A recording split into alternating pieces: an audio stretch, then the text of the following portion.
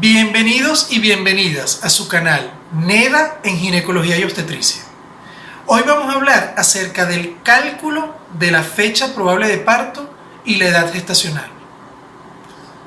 Esto es un tema importante para la obstetricia, ya que el cálculo de la edad gestacional y la fecha probable de parto podemos nosotros tomar conductas adecuadas ante cualquier patología y así reducir la morbimortalidad materna, fetal y perinatal.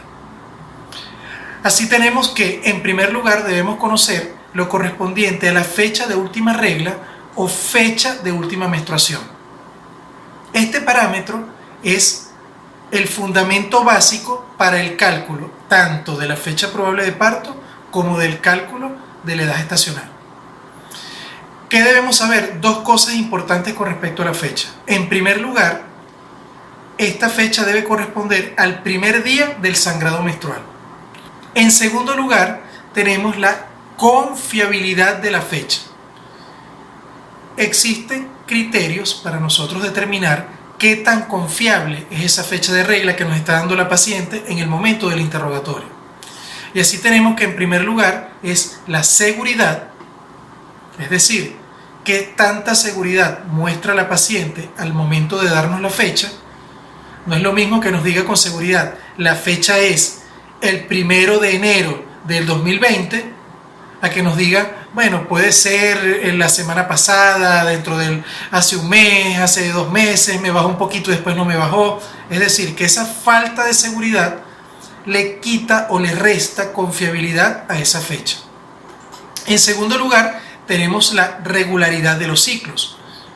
Y así tenemos que pacientes con ciclos regulares nos permiten tener confiabilidad en la fecha que ella nos da. En cambio, aquella paciente que tiene ciclos irregulares con periodos anovulatorios donde pasan 2 o 3 meses sin venir la regla, esto le resta confiabilidad a la fecha que ella nos dé. En tercer lugar, tenemos métodos anticonceptivos previo al embarazo. El tiempo recomendado como parámetro para determinar si una paciente que tomó anticonceptivo antes del embarazo, su fecha que da es confiable, es 3 meses. Es decir, que la paciente debe tener por lo menos 3 meses sin anticonceptivo antes del embarazo para considerar esta fecha como confiable. En cuarto lugar, tenemos embarazo durante la lactancia. Recuerden que la lactancia, ese periodo de tiempo en el cual la mujer está amamantando a su hijo, existen muchas irregularidades con la regla. De hecho, podemos tener pacientes sin regla durante periodos largos de tiempo y posteriormente salen embarazadas. Por supuesto, si ella nos da alguna fecha de regla, esa fecha no es confiable. En quinto lugar, embarazo posterior, ya sea a un aborto o a una pérdida fetal intermedia o tardía. Esto también, por supuesto, bajo la misma premisa anterior, los cambios que produce en la mujer posterior, tanto a un aborto como a una pérdida fetal, nos dan como resultado que esta paciente, la fecha de regla que nos dé, no sea confiable. Y por último, patologías que puedan afectar a la ovulación. En este caso tenemos, por ejemplo, pacientes con síndrome de ovario poliquístico, pacientes con patologías que cursan con hiperprolactinemia, que son problemas que afectan los ciclos o la regularidad de los ciclos. Este tipo de pacientes, cuando nos den una fecha de regla, debemos restarle confiabilidad a la misma, ya que presentan este tipo de patologías. Ok, ahora vamos a entrar de lleno en lo que corresponde al cálculo de la fecha probable de parto. Debemos tener algo claro, y es que la fecha probable de parto se corresponde con las 40 semanas de gestación, lo que es lo mismo 280 días. Esto debe quedar claro cuando una paciente le calculamos esta fecha. Le estamos diciendo no solamente que esa es su fecha probable de parto, sino que en esa fecha ella cumple 40 semanas de gestación. Entonces, el fundamento teórico del cálculo de la fecha probable de parto se fundamenta en la regla de Naegeli. Existen otras reglas como la regla de Pinar, pero la más utilizada es la regla de Naegele. Y así tenemos que en este caso se fundamenta en que debemos sumarle 7 al día, restarle 3 al mes, y con respecto al año, que la regla no lo deja claro, yo les voy a dar un tips para que puedan definir cuál es el año y no se confundan. Aquí en este caso tenemos que con respecto al año, si la fecha de última regla es del 1 de enero al 24 de marzo, el año se corresponderá con el de la fecha de última regla. Es decir, sería el mismo año de la fecha de última regla. Si por el contrario, la fecha es del 25 de marzo en adelante, entonces en ese caso tendremos que sumarle 1 a la fecha o el año correspondiente a la fecha de última regla. Con respecto al día, es importante tener en cuenta algo, y es que si el resultado sobrepasa los 30 o 31 días, que es el número máximo que puede tener un mes, por ejemplo, en el caso de el 26, por ejemplo, día 26, usted le suma 7 y va a ser 27, 28, 29, 30, 31, en el caso de que sea 31, primero y segundo. Aquí, en este caso, está sobrepasando al mes. Entonces, aquí debemos hacer lo siguiente.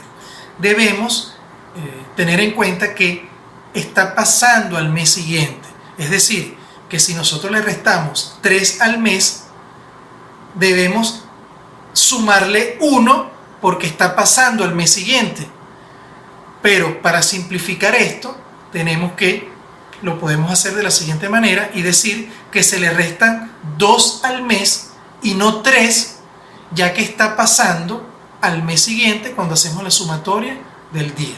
Ok, vamos a colocar ahora 3 ejemplos que nos van a permitir ya entender de manera definitiva este concepto de la regla de Naegele. Y así tenemos, en primer lugar, un ejemplo clásico de la aplicación lineal de esa fórmula, es decir, la forma más sencilla de hacerlo. Entonces, si tenemos una fecha, por ejemplo, el 5 de septiembre de 2019, aquí vamos a tener que se le suman 7 al día, entonces 5 más 7 serían 12. En el caso del mes, se le restan 3 y tenemos que 9 menos 3, 6. Recuerden que cuando se suma o se resta, no se debe incluir el mes que tenemos en la fecha de última regla. Tiene que ser el mes inmediatamente superior o el mes inmediatamente inferior. Es decir, que aquí serían, en el caso en el caso del día, serían 5 más 7 serían 5, pero no voy a contar el 5, sino 6, 7, 8, 9, 10, 11 y 12. ¿Ok? Los 7 días que le estoy sumando. Por eso es que nos da 12. En el caso del mes, tiene que ser siguiendo el inmediato inferior, es decir, que sería 9. No voy a decir 9, 8, 7, sino tengo el 9, digo 8, 7 y 6. Es decir, que el mes es 6. En el caso del año, como la fecha sobrepasa al 25 de marzo, entonces en este caso estamos hablando que el año hay que sumarle 1. Y así tenemos que sería 2019 más 1, 2020. Entonces la fecha probable de parto en conclusión es el 12 de junio de 2020. Si la fecha de última regla es el 24/11 de 2019, ¿qué les recomiendo yo hacer acá? Cuando ustedes tengan que el día es 24 o superior, este es otro tip que les voy a dar. Si el día es 24 o superior, yo les recomiendo que hagan primero el mes con la regla normal de Naegele, es decir, restarle 3 al mes. Ya les voy a decir por qué. Otro ejemplo que le vamos a colocar acá, tenemos una fecha de última regla del 29/01 de 2019. Entonces, en este caso, como tenemos que la fecha es mayor al 24 al día, en el día es mayor a 24, es decir, 29, entonces en este caso vamos en primer lugar, de acuerdo a la regla de Naegele, a calcular el mes para determinar cuántos días tiene ese mes. Entonces, tenemos que enero menos 3 meses, recuerden que debemos ir hacia atrás y no incluir ese mes de la fecha de última regla. Entonces tenemos, si tenemos enero sería diciembre, noviembre y octubre, es decir, que el resultado sería octubre. Y octubre tiene 31 días. Entonces, como octubre tiene 31 días, ya yo me quedo con ese parámetro que octubre tiene 31 días y vamos a hacer ahora el cálculo normal de la fecha probable de parto con la regla de Naegele. Y así tenemos que le sumamos 7 al día, pero como ya tenemos este parámetro que octubre tiene 31 días, debemos sumar a ese 29, 30, 31, primero, segundo, tercero, cuarto y quinto. Es decir, que el día es 5. Si este resultado nos hubiese dado 30, tendríamos que sumar, en caso sería 29, sería 30 y ya pasar a primero. Entonces sería 30 primero, segundo, tercero, cuarto, quinto y sexto. Es decir, que si este resultado nos hubiese dado 30, aquí hubiese sido 6. Pero en este caso, como el resultado fue octubre y octubre tiene 31 días, entonces en ese caso sería 30, 31, primero, segundo, tercero, cuarto y quinto. Es decir, es el día 5. En el caso del mes, como pasó al mes siguiente, entonces hacemos el mes corregido y le restamos a enero 2 meses, porque en el día pasó al mes siguiente. Y así tenemos enero, recuerden que vamos hacia atrás y no incluimos el mes, sería diciembre, noviembre. Entonces el mes es noviembre. Y en el caso del año, como es una fecha que está antes del 25 de marzo, entonces el año es el mismo que el de la fecha de última regla. Y así tenemos que la fecha probable de parto es el 5 de noviembre de 2019. Ahora, con respecto al cálculo de la edad gestacional, nos vamos a fundamentar en la siguiente regla. Entonces, tenemos lo siguiente. Los meses transcurridos desde la fecha de última regla, y cuando les digo esto, le voy a decir lo mismo que le dije con el caso del cálculo de la fecha probable de parto, no debemos incluir el mes de la fecha de regla. Es decir, que si la fecha de regla es el 10 de mayo, cuando vamos a contar los meses transcurridos, comenzamos a contar desde abril. Es decir, tenemos 25 de mayo, colocamos la fecha, pero comenzamos a contar abril, mayo, junio, julio, agosto, septiembre, octubre, noviembre y diciembre. ¿Ok? De esa manera vamos a contar los meses, por supuesto, que va a depender del día en que nos encontremos. Es decir, que los meses transcurridos desde la fecha de última regla hasta el día de hoy. A esto se le va a multiplicar 4. ¿Y por qué se le multiplica 4? Bueno, porque los meses tienen teóricamente 4 semanas. Y aquí debemos tener claro, usted dirá, bueno, hay meses que tienen 5 semanas o hay meses que tienen más de 4 semanas. Por eso es que hay un factor de corrección, que en este caso es que se le suma una semana por cada trimestre. Es decir, en este caso, les pongo un ejemplo. Si la paciente, cuando usted cuenta los meses, nos da 6 meses, 6 meses tiene 2 trimestres, porque son 3 más 3, 6. En el caso de 7 meses, también tiene 2 trimestres, porque tiene 3 más 3 son 6, más 1 son 7. Entonces, dentro de esos meses tenemos 2 trimestres. En ese caso se le sumarían 2 semanas, porque son 2 trimestres. En el caso de 9 meses, allí serían 3 trimestres, porque serían 3, 3 y 3 serían 9. Entonces en ese caso serían 3. Tenemos el primer ejemplo, una fecha de última regla del 20 de marzo de 2019. Entonces, vamos a comenzar a contar los meses. Tenemos que si tenemos el 2003, vamos a comenzar a contar 2004, 2005, 2006, 2007, 2008, 2009, 2010, 2011 y 2012, que sería el mes en que estamos ahorita, diciembre. Allí hay 9 meses. Entonces, como hay 9 meses, hay 3 trimestres. Es decir, que el resultado que nos dé tendríamos que sumarle 3 semanas. Y así tenemos que, teniendo por supuesto la fecha de hoy, porque este video lo van a ver, Dios mediante, por muchos años, lo estamos haciendo el día 10 de diciembre de 2019. Entonces, en este caso, tenemos que, como les dije anteriormente, hay que contar incluyendo el mes 4 al mes 12, porque no se incluye el mes de marzo. Sería desde abril, mayo, junio, julio, agosto, septiembre, octubre, noviembre y diciembre. Allí hay 9 meses.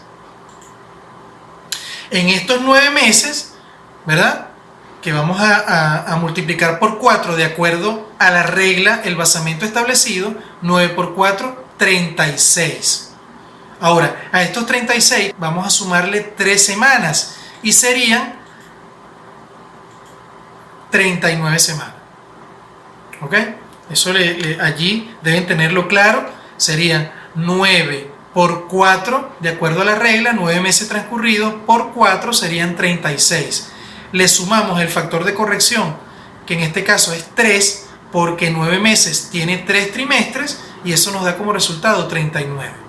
Ahora, en este caso la paciente no tiene 39 semanas, ya que nos estamos basando o estamos contando hasta el 20 de diciembre, pero hoy no es 20, hoy es 10 de diciembre.